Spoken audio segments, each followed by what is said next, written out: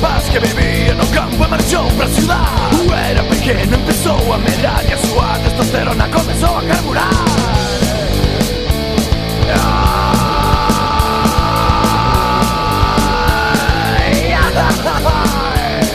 Pasou pouco tempo e xa empezou a notar unha pequena sombra de orixe capilar. Xa se transformaba nun auténtico macho, agora xa tiña o seu primeiro mostacho.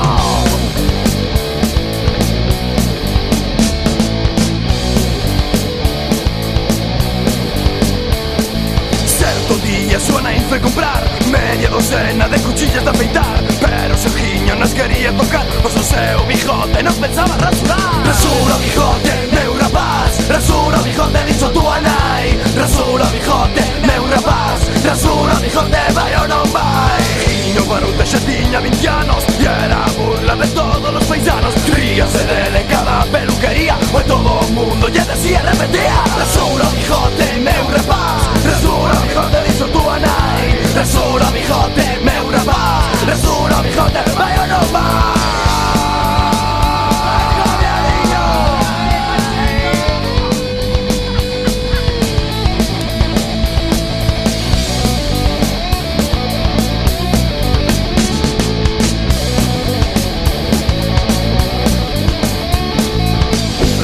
Sergiño decideu cortar o bigote dunha puta vez. Foise pro seu coa súa Gillette, que xa estaba oxidada coas cuchillas do revés. O rapaz xa feitou o bigote, agora xa nadie se vai rir del.